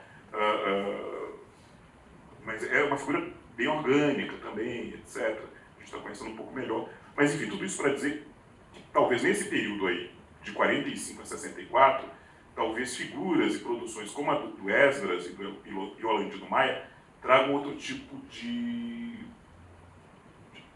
ideia para a gente sobre as relações entre um partido de esquerda, né, entre uma organização de esquerda e a sua produção cultural. Talvez, não estou dizendo com certeza não. Porque, de fato, tem isso que é muito complicado, que é o fato de que a partir de 55, 56, com a denúncia dos crimes de Stalin, e principalmente o modo como foi tratado no Brasil, onde a direção, obrigado a conhecer a história do partido, a direção não queria trazer essa discussão para o Brasil, a direção do Partido Comunista. Então ela retarda o Partido Comunista Brasileiro. Então, a direção retarda a discussão sobre o stalinismo no Brasil o máximo possível. É evidente que os jornais burgueses, a imprensa burguesa já estava colocando isso na rua e tal. E aí, no núcleo partidário, se cria uma luta, né? Tem toda a luta do Peralva contra a direção partidária e também, coisa vai longe. Mas, de fato, aquela organicidade que existia se perde. Né? Se perde. Então tem que pensar mesmo, concordo com você. Tá? Eu não evoluí na pesquisa para isso, com certeza. Agradeço a sua pergunta também. Eu teria que pensar mais, tá? Eu teria que pensar mais, porque quando você perguntou da questão estética, né? Eu daria duas respostas. Uma é a seguinte: se for partir da questão do pensamento dos críticos, dos intelectuais comunistas brasileiros, claro que sempre tem o que ir atrás, o próprio Elandino Maia, que foi crítico, não foi pesquisado ainda, mas do Alex Vianney, do Carlos Ortiz, desses nomes mais importantes, pelo menos que a gente destaca mais, já há muitos trabalhos, né? Então a gente sabe razoavelmente o que esses críticos pensavam sobre o cinema, né? Que eles publicaram, etc. Em relação aos filmes, é essa luta de que, primeiro, são poucos filmes, né, pelo menos que a gente conhece, e muitas vezes filmes como esse que a gente viu, que é um material que a gente vê também que talvez falte alguma parte. Tem partes, tem uma partezinha do material que ela tá faltando um trechinho, com certeza. Então a gente teria que se interrogar mais sobre a delicadeza desses materiais, sabe? Então, em relação à questão estética, teria isso para se perguntar. Eu te diria que, quando a análise fílmica, quase que se coloca o mesmo problema.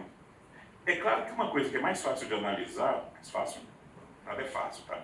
Mas mais possível de analisar é um filme como Ana, porque se tem cópia, é uma cópia relativamente bem preservada, cópias, né? Um livro de cópias. A gente tem muito material sobre a produção do filme, é um filme pouco estudado. Agora, de outro lado, talvez o Ana seja um filme que existiu muito a pessoa estudar. É que é um filme que segue a cartilha do realismo socialista, ali, né? Para usar uma expressão que a direita usava, na linha justa mesmo. Assim, é impressionante. Assim. Mas, enfim, mas um filme a ser estudado. Será que tem algo que foge? Talvez faltou analisar mais esse filme, etc. Pode ser, né? E, certamente, algo que os estudos, tanto do feminismo como dos negros, em relação ao audiovisual brasileiro, nos ensinam, né, é a ter mais atenção com esses indivíduos, com esses personagens, enfim, da história do cinema, que a gente não dava, no fundo, nenhuma bola. O que eu estou estudando agora, o Edson Batista, a gente não sabia quem era. Então, a partir do trabalho do Lupa, da chegada do Lacervo, tem um cineasta comunista que filmou alguma coisa. Começa a se atentar mais para isso. Mas, de fato, uma coisa que eu acho, pelo menos para mim, pessoalmente, é a partir, enfim, dos estudos das cineastas mulheres no Brasil, dos cineastas negros no Brasil, eu também me dei mais conta disso. Uma necessidade também de olhar, por exemplo, para esse outro campo. É importante esse diálogo, né, digamos assim. Não sei se tinha respondido também. É curto também. Eu quero ser breve também. Letícia, sim, não só com BIG, não, tá? Tem uma extensa documentação, talvez maior do que tem a da empresa até, sobre possíveis filmes, então coproduções. Coprodução com a Tchecoslováquia, coprodução com a Polônia, anunciada, filme do BIG, tudo com a Tabajara, que era minúscula, né? É uma empresa familiar. Que depois você vê claramente que teve o apoio financeiro da Sobreexport, mas é uma empresa pequena, né? E que não sobreviveu aos golpes de, enfim, tem um filme parado na censura por 2 anos e meio, depois o golpe, e depois 68 acaba de vez. Então, sim, muita coisa, nada se concretizou, nada. Sobre a outra questão, quem me falou isso foi o Miguel Borges, e também, de novo, não tenho gravação, então, quem não quiser acreditar, também não tem como provar isso, nem posso escrever. Pessoal, a quantidade de filme contrabandeado que a gente filmava, a gente filmava com Orvo, que era o filme da Alemanha Oriental. Exatamente.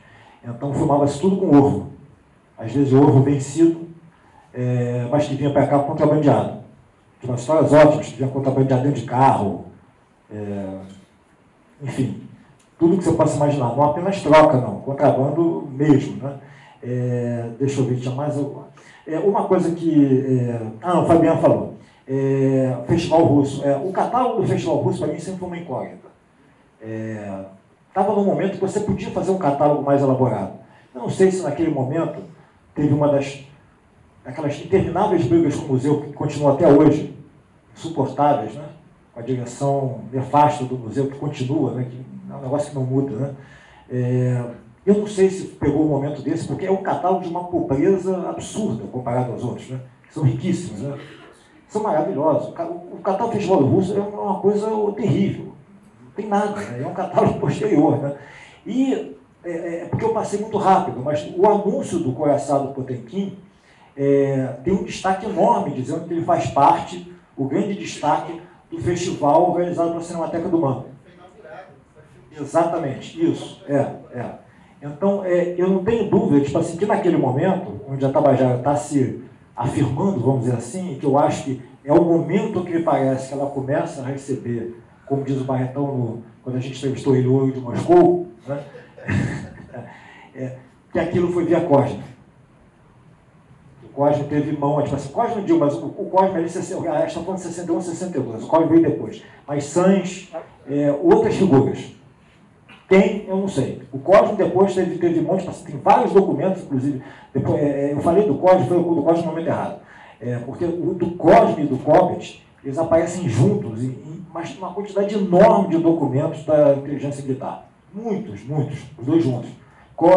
E detalhe, o William Cobbett também ele tinha Cosme no sobrenome. William Stael, Cosme, Cobbett. Tipo assim, então Cosme e Cosme. Os dois ainda copiam juntos. Foi visto com o Cosme, que já foi preso, o sujeito, elemento identificado, não sei o quê, enfim. Eles tinham uma relação muito próxima. Agora, em 61, 62, não foi a Tabajara que conseguiu trazer a cópia sonorizada do Coraçado Potemkin aqui. Eles apostaram com a cópia já aqui, eles apostaram, vamos fazer o roadshow. Mas não foram eles os responsáveis. Isso não tem a menor dúvida. Eles não tinham cacife ainda para fazer isso. Não tinham. Eles podem ter ajudado com algum contato, mas agora fazer aquele esquema... Eu me lembro que acho que durante o festival teve até alguma coisa, colocar a Van Jorico para aparecer, falar alguma coisa, desfilar antes do filme, uma coisa que não tinha nada a ver. Enfim, mas foi um mega evento, né? A Tabajara não tinha cacife para isso.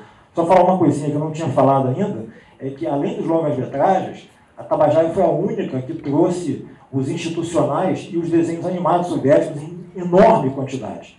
Enorme quantidade. Eu tinha aqui, não deu tempo de mostrar, nem vou mostrar, certificado de censura de vários desenhos animados, e falando com a Tatiana, ela falando que criança ainda, ela dublou muitos dos desenhos soviéticos, papéis de criança, então papéis de animais, ela fez a voz. Muitas vezes em casa, ou então na Erva de Richards, lá na usina, dublando lá mesmo. Né? Porque o Cobbett, enfim, todo mundo tinha escritório perto ali na Cinelândia, né? Então os caras se conheciam. Né?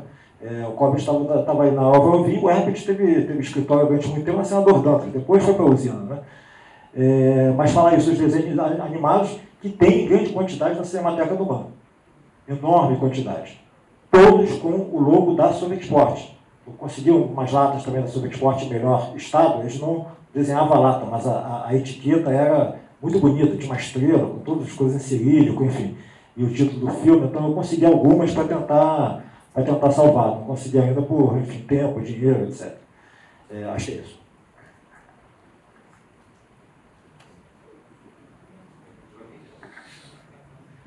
Apenas um breve aviso de que a gente está fazendo nosso lançamento, que está programado aqui, tá? Tem uma mesa com alguns exemplares do Cinema Sob Medida que eu queria que o Rafael falasse um pouquinho, porque foi o resultado da jornada acontecida na UF. Cinema Sob Medida foi resultado da jornada, quinta jornada, né? Quinta jornada em Niterói, em 2023. A gente conseguiu um apoio da FAPERJ, o livro foi editado bem rapidamente, então ele ficou pronto ano passado, um ano, menos de um pouco mais de um ano depois do evento, e trouxe uma seleção de capítulos produzidos a partir das apresentações na quinta jornada, que tinham uma relação mais íntima com o tema, né, que era para além do longa-metragem de ficção. Então também foi um trabalho de tentar, pela primeira vez, né, transformar o tema da jornada, que é sempre escolhido por nós como algo que um aspecto que merece ser mais investigado, merece mais aprofundamento, né, na historiografia do cinema, e dessa vez gerar um produto perene que supra essa lacuna que a gente identifica na escolha do tema. Então, espero que seja algo que a gente consiga dar continuidade. Tá ótimo. E aí, só dando aqui um anúncio que depois a gente certamente vai entrar em contato com as pessoas, os participantes dessa jornada, que faz parte do apoio da FAPEMIG, a edição também de um livro a partir desse nosso evento aqui. Então, a gente vai voltar a falar com os participantes também sobre isso, tá? E aí podem gastar os aplausos aqui na mesa.